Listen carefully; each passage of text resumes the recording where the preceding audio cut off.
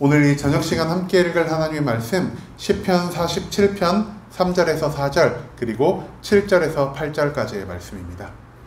시편 47편 3절에서 4절 7절에서 8절까지의 말씀 여러분들이 제가 한 절 여러분들이 한 절 번갈아 가면서 오늘 말씀 읽도록 하겠습니다. 시편 47편 3절 말씀부터 제가 읽도록 하겠습니다. 여호와께서 만민을 우리에게 나라들을 우리 발 아래에 복종하게 하시며 우리를 위하여 기업을 택하시나니 곧 사랑하신 야곱의 영화로다. 하나님은 온 땅의 왕이심이라 지혜의 시로 찬송할지어다. 하나님이 뭇 백성을 다스리시며 하나님이 그의 거룩한 보좌에 앉으셨도다. 아멘. 오늘 이 저녁 기도의 시간 함께 나눌 하나님의 말씀의 제목은 하나님의 세계라는 제목을 가지고 우리가 이 시편의 말씀 나누는 시간 갖도록 하겠습니다. 오늘 우리가 함께 읽은 시편의 시는요, 우리 저번 주에서부터 계속 이어진 고라 자손의 시가 이어지고 있습니다. 고라 자손 제가 계속해서 말씀드리고 있습니다. 성전에서 문지기의 역할을 수행을 하거나 아니면 성전에서 예배나 제사나 각종 행사가 있을 때마다 하나님께 영광의 찬송을 올려드리는 찬양대의 역할을 맡은 자들이 바로 이 고라 자손이라고 말씀드렸습니다. 이 고라 자손이요, 오늘 이 시편의 시를 통하여 하나님께 왕권시의 양식으로 찬양을 하고 있습니다. 왕권시는요, 우리가 이 시편을 읽은 다음 처음 등장하는 시의 양식인데요, 이 시는 이스라엘뿐 아니라 이 온 세상의 주인 되신 하나님 아버지께 감사와 영광을 올려드리는 그런 기도의 시가 바로 이 왕권시의 양식이라 할 수 있겠습니다. 시인은 이 기도를 통하여 이스라엘의 하나님 그리고 온 세상의 하나님께 감사와 영광의 기도를 드리고 있습니다. 왜 시인이 하나님께 감사와 영광의 기도를 드리고 있는지 우리가 오늘 시편의 말씀 한 절 한 절 찾아보며 시인의 기도에 대해 알아보는 시간 갖도록 하겠습니다. 먼저 3절에서 4절까지의 말씀입니다. 여호와께서 만민을 우리에게 나라들을 우리 발 아래 복종하게 하시며 우리를 위하여 기업을 택하시나니 곧 사랑하신 야곱의 영화로다라고 하고 있습니다. 시편과 3절과 4절에서요, 시인은 누구에게 지금 집중을 하고 있죠? 시인은요, 지금 우리에게 집중을 하고 있습니다. 여기서 말하는 우리가 누굴까요? 믿는 사람들, 그리고 시인이 살았던 그 당시에는 이스라엘 민족들을 일컫는 말이 바로 우리가 될 것 같습니다. 그렇기 때문에 친절하게 여기에 뭐라고 적어 놓았냐? 곧 사랑하신 야곱의 영화로다라고 불렀습니다. 야곱이요, 야복강에서 하나님의 천사와 씨름한 후에 하나님께 새로운 이름을 부여받습니다. 그 이름이 바로 우리가 알고 있는 이스라엘. 그렇기 때문에 우리가 이스라엘 땅에 사는 그 민족의 이름을 이스라엘이라고 부르고 있죠. 그 이스라엘 민족을 대상으로 시인은 지금 기도하고 있습니다. 시인이 이렇게 기도합니다. 여호와께서 만민을 우리에게 나라들을 우리 발 아래 복종하게 하셨다라고 말이죠. 여러분, 이스라엘 백성 어떤 사람들이었습니까? 이스라엘 백성들은요, 처음 시작이 굉장히 미약한 민족이었습니다. 임신조차 하지 못하고 아이 하나조차 갖지 못하는 그 75세의 아브라함이 하나님의 명령을 받고 가나안 땅으로 떠나서 그때부터 시작된 민족이 바로 이스라엘 민족이라고 할 수 있겠습니다.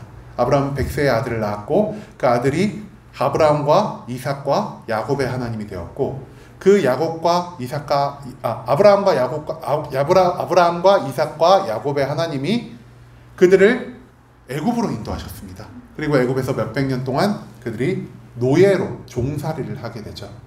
몇백 년 동안 종살이를 한 후에 그들이 노예의 상황에서 탈출하게 됩니다. 애굽 땅에 탈출해서 그들은 또 40년 동안 풀 한 폭이 나지 않는 광야 땅을 빙글빙글 돌면서 나그네로서의 삶을 살아갑니다. 그리고 40년이 지난 후 그들은 바로 하나님이 약속하신 가나안 땅에 도착하게 되었다는 것이죠.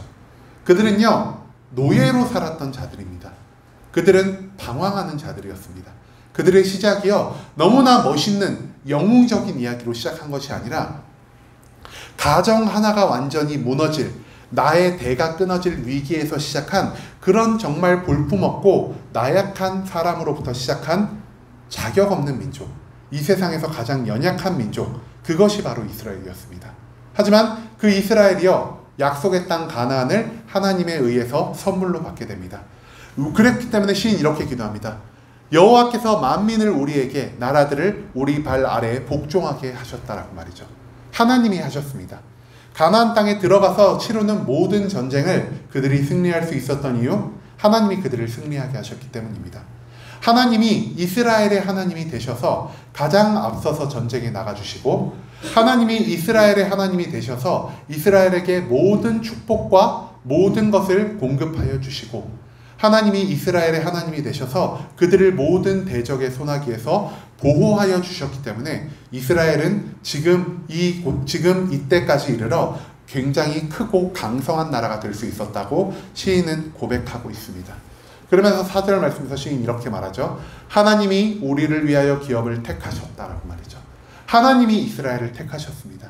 하나님을 위하여 사용하시기 위해 이스라엘을 택하셨습니다.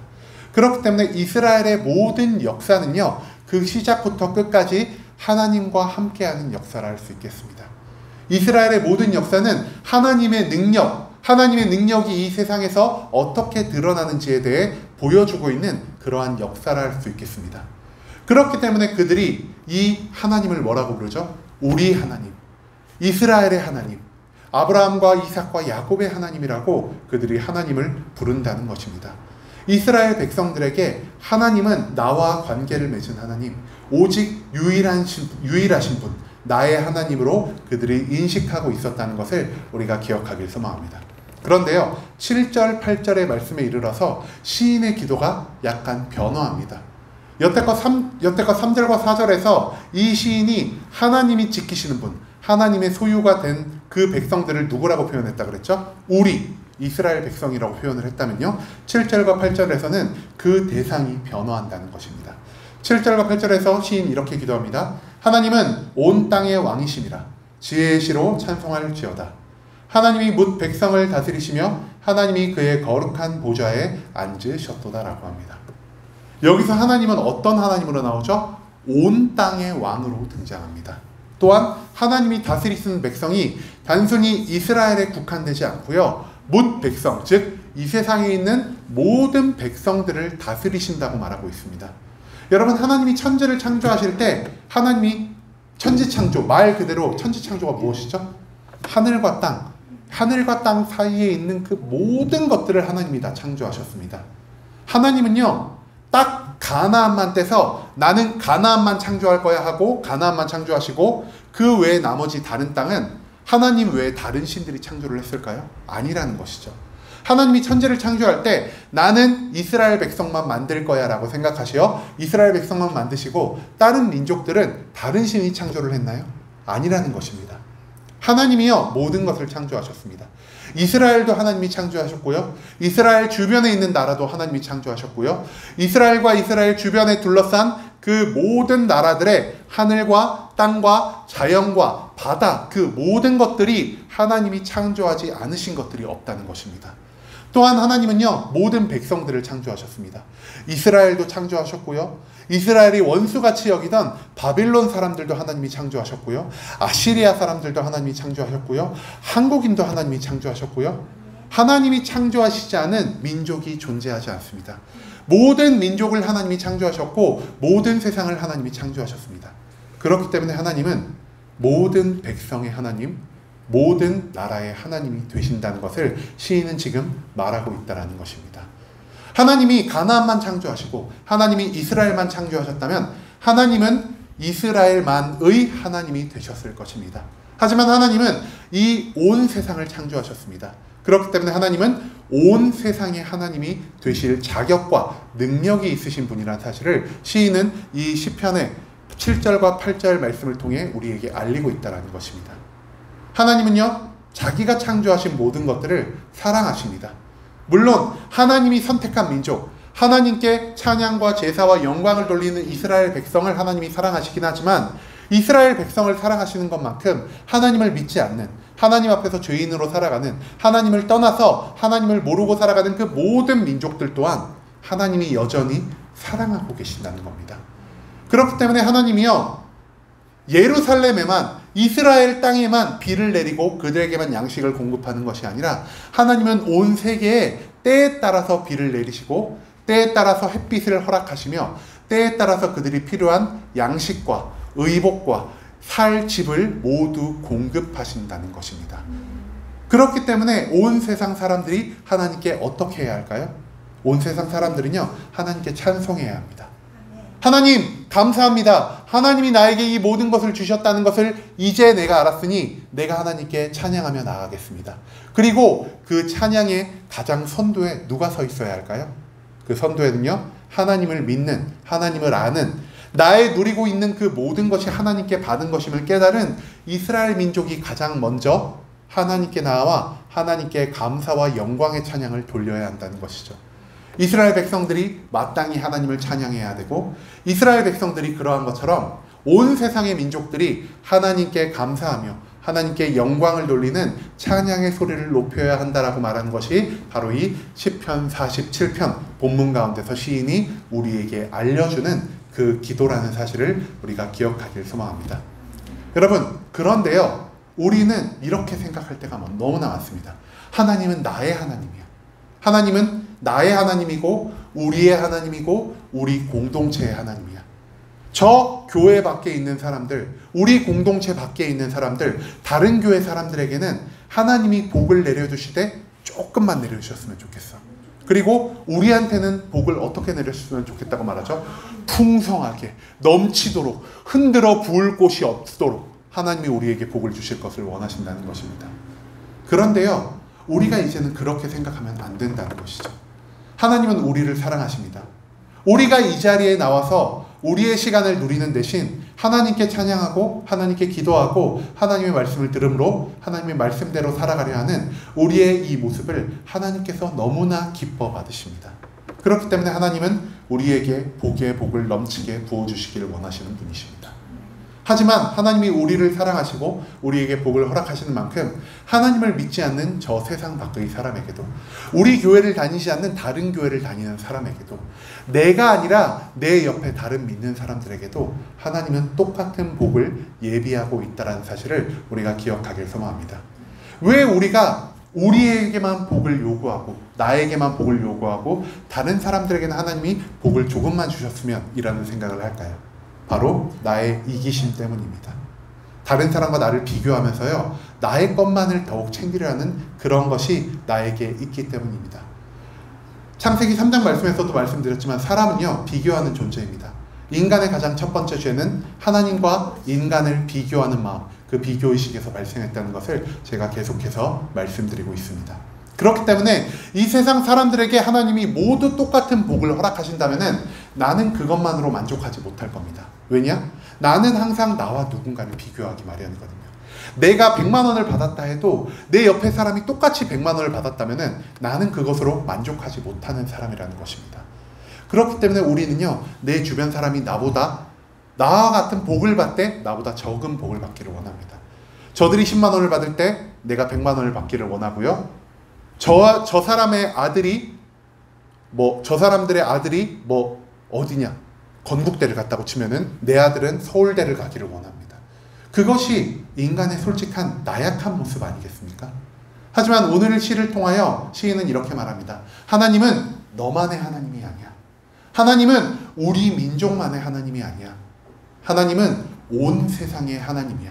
하나님은 온 세상을 사랑하시고 온 세상에 너에게 주신 것과 같은 똑같은 축복을 나눠주시기를 원하시는 그런 하나님이야라는 것을 시인은 지금 우리에게 알리고 있다는 것이죠. 여러분, 하나님의 축복은요, 하나님의 사랑은, 하나님의 계획은 인종과 계층과 국가와 종교와 신념, 그 모든 것들을 초월하여 이루어지는 것입니다.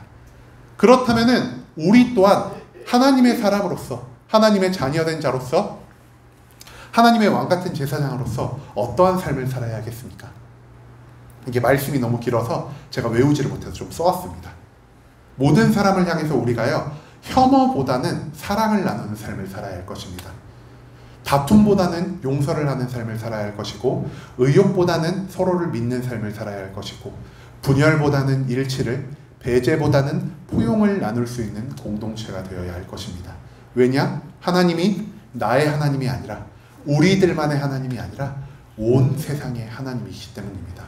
내가 미워할 수 있는, 내가 시기하고 질투할 수 있는, 내가 손가락질하며 욕하고 저주할 수 있는 그 사람도요, 하나님이 사랑하신다는 사실을 우리가 기억하길 소망합니다. 그렇기 때문에 우리 예배 공동체가 궁극적으로 추구해야 할 방향성이 무엇이냐? 인종에 상관없이, 피부색에 상관없이, 그 사람의 종교에 상관없이, 그 사람의 정치색과 상관없이, 그 사람이 자라고 태어난 지역과 상관없이, 그 사람의 성격과 상관없이 우리가 모든 사람을 품고 하나님의 사랑으로 그들을 대할 수 있는 공동체가 되어야 하는 곳이 바로 이 교회, 우리가 속해 있는 예배 공동체라는 사실을 기억하며 우리가 모든 사람을 사랑으로 품을 수 있는, 온 세상에 하나님이 모든 사람을 사랑하시는 것처럼 우리 또한 모든 사람들을 편견을 갖지 않고 비교하지 않으며 모두에게 똑같은 사랑을 나눠줄 수 있는 그런 신앙 공동체가 되길 간절한 마음으로 소망하겠습니다.